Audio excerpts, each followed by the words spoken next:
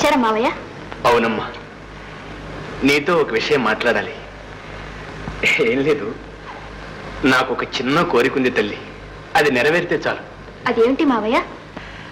చూడమ్మా, వస్తాడో రాడు అనుకున్నవాడు ఎలాగైతే మనసు మార్చుకుని తిరిగి వచ్చాడు, అలాగే ఈ ఇంట్లో దీపం పెట్టడానికి ఒక కోడలు వస్తే ఇక నాకు ఏ కొరత లేదమ్మా.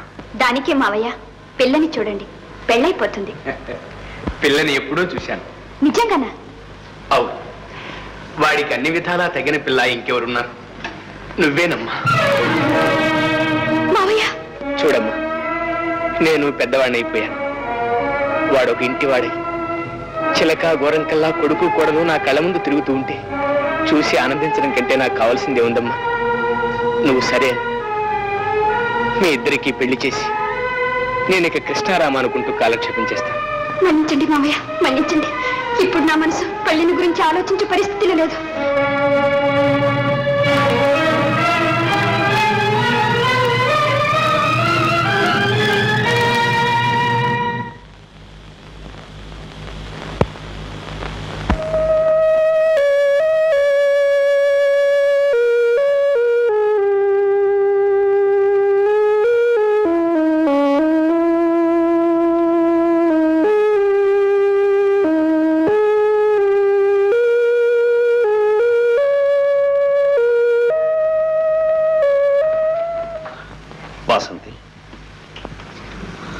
వాసంతి, నాన్నగారు నీతో మాట్లాడిందంతా విన్నాను.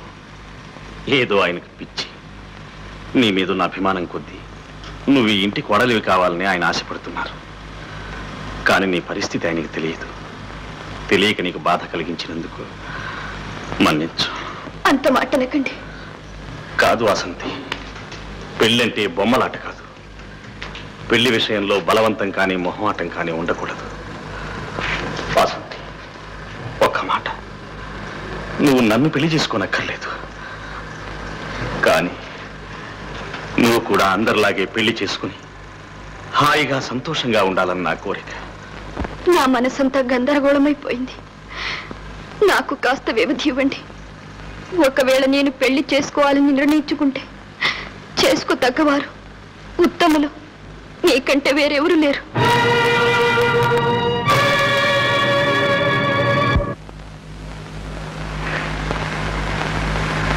రాజా,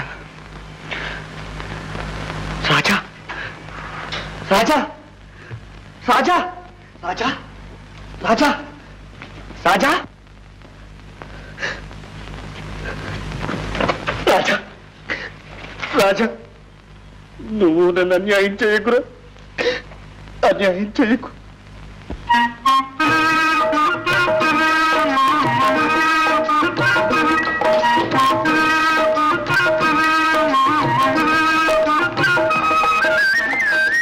వాసంతి, ఇదిగో నా దీపావళి కనుక, తీసుకో.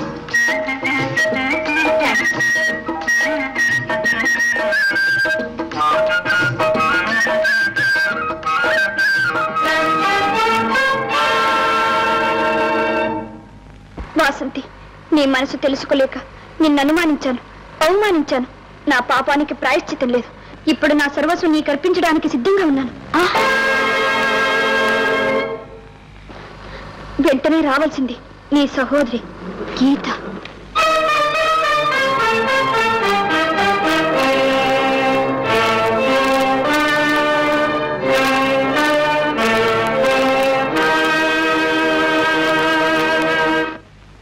వాసంతి, ఆలోచించు. ఆనాడు నిన్ను అనుమానపడ్డ అక్క ఈనాడు క్షమాపణ కోరుతుంది. కాని నీవు పెళ్లి కాని పిల్లగా ఉన్నంత వరకు నిన్ను మీ అక్కే కాదు, లోకమంతా అనుమానిస్తుంది. తప్పదు వాసంతి. ఈ పరిస్థితి తప్పాలన్నా, నీకు మీ అక్కకు మనశ్శాంతి ఏర్పడాలన్నా నువ్వు వెంటనే పెళ్లి చేసుకో. నీ భర్తతో పాటు ఆ ఇంటికి వెళ్ళు వాసంతి. అప్పుడే నీకు హృదయపూర్వకమైన స్వాగతం లభిస్తుంది. తనువులు భిన్నమైన మనసులు ఒక్కటిగా మెలిగిన మీకు మరలా అన్యోన్య జీవితం కావాలంటే ఇదొక్కటే మార్గం. వాసంతి, నువ్వు గౌరవంగా బ్రతకాలంటే వివాహితో కావాలి. ఆడదానికి జీవితంలో ఒక ఆలంబన ఉండాలి. వాసంతి, ఇక ఆలోచించకు. వెంటనే నిర్ణయించుకో.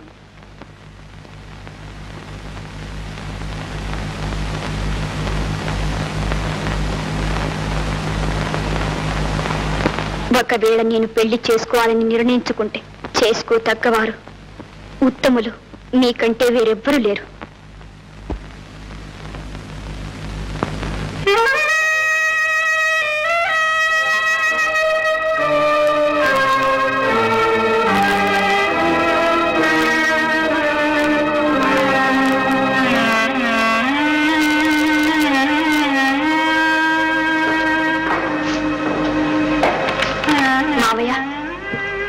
ఏమ్మా? నిశ్చయించుకున్నాను. ఏమిటి వాసంతి?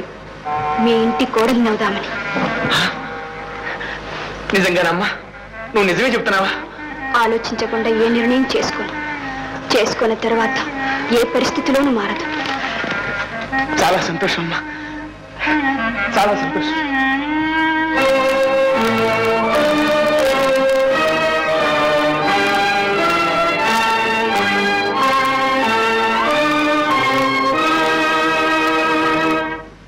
వాసంతి, నీ నిర్ణయం నిండు మనసుతో చేసుకున్నదేనా? నిండు మనసుతోనే కాదు, నా వరకు నిశ్చయం కూడా.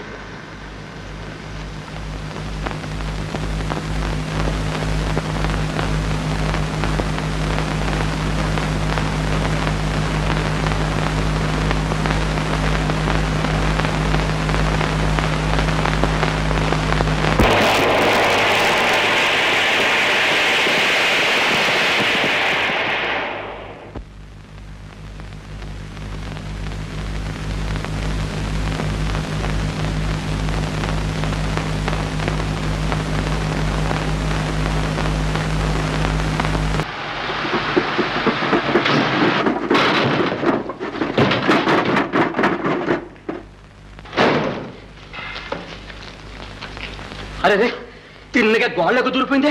ఇప్పుడు ఎలా? ఎవరైనా చూసారేమో. ఇప్పుడు ఏం చేద్దామండి? ఇక్కడ ఎవరు లేరు, బండికు పారిపోదాం. నిలవయ్యా. ఏమిటి అన్యాయం? కన్ను మిని తెలియకుండా కారు నడిపి బంగారం లాంటి గోడ పడి కొడతావటయ్యా? చాలేవయ్యా, నేర్చుకుపోయారు. డబ్బు ఉంది కదా అని కాంపౌండ్ రోడ్డు మీద కడతారు. అదంతా నాకు తెలీదు. లోపలికి వచ్చి అమ్మగారికి చెప్పండి.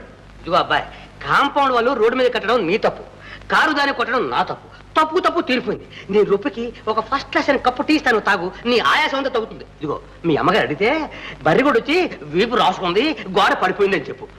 చెప్తావు కానీ రా లోపలికి. అంటారేమోనండి. ధైర్యం చెప్పు, కంగారు పెట్టుకో. వస్తానా వస్తానా వస్తానా వస్తే ఇలా వస్తావు. అటు నుంచి గేటుకుంటారా, లోపలికి వచ్చి అమ్మగారితో మాట్లాడు. వస్తానయ్యా, వస్తానయ్యా, కంగారు పెట్టుకో. వస్తావయ్యా, పాపం తీసుకో, పాపం తీసుకో. వస్తావయ్యా. మిస్టర్ సత్యమా? అమ్మా, మన కాంపౌండ్ గోడంతా ముక్కలు చేసి ముగ్గు పెళ్లి చేశాం. చాలా పోయా, మీ అమ్మగారు మాకు తెలుసు. కాంతం ఎవరో తెలుసా? తెలీదండి. ఎవరిది మనుషులు కూడా మర్చిపోతున్నట్టుంది. మన వాసంతి. అక్కడ కూర్చొని వాసంతి. వాసంతి. ఓ ఆ వాసంత.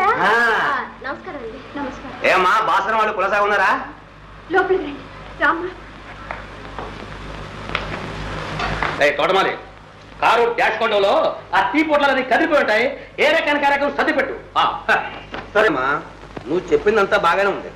వారం రోజుల్లో పెళ్ళి అంటున్నావు, మమ్మల్ని అందరినీ ఇక్కడే ఉండిపోమంటున్నావు. ఈ విషయం భాస్కరానికి తెలియకూడదు అంటున్నావు. ఏమిటి ఇదంతా? వాళ్ళెవ్వడికే తెలియకుండా నువ్వు పెళ్లి చేసుకోవడం బాగుందా అని. బాగుండదు, కానీ అలా చేయడానికి చాలా కారణాలుంటాయి. ఉంటాయి ఉంటాయి. కానీ ఒక్కటి మాత్రం నిజం. పెళ్ళైన వెంటనే నేను మా వారు విశాఖపట్నం వెళ్తా. అక్క బావ ఆశీర్వాదం అందుకుంటా. అంతవరకు మీరు కూడా దయచేసి ఈ విషయాన్ని వాళ్లకు తెలియచేయవద్దు. ఎవరండి? పెళ్లి సంగతి కూడా ఎవరికి చెప్పొద్దంటుంది. అబ్బా ఊరుకోండి, ఆమె చెప్పినట్టే చేయకూడదు. అలాగేనమ్మా, అలాగే అలాగే అలాగేనమ్మా.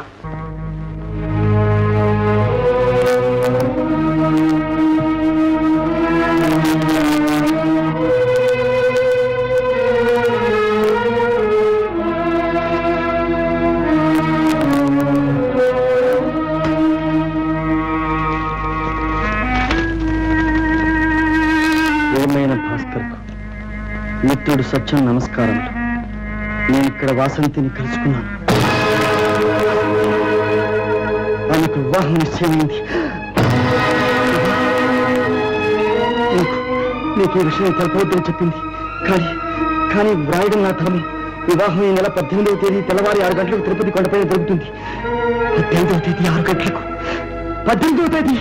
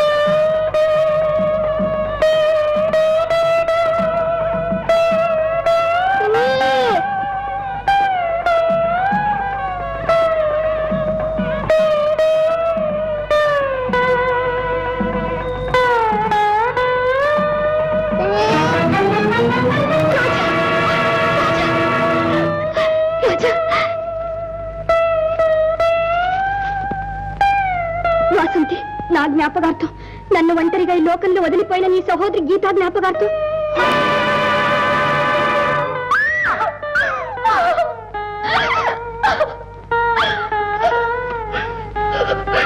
నా బాబుని నీకు పెళ్లి కానుకగా సమర్పిస్తున్నాను.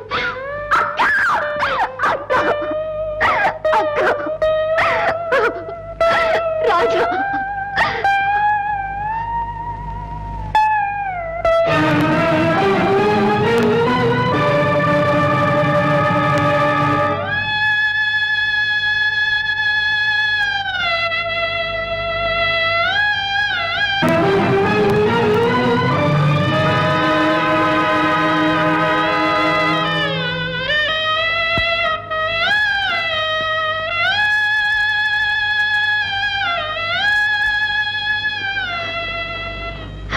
పిలవనా? అక్కర్లేదు, వెళ్ళనివ్వండి. దయచేసి ఆయన్ని వెళ్ళనివ్వండి. ఈనాటితో ఆయన విషాదగాథ ముగిసింది.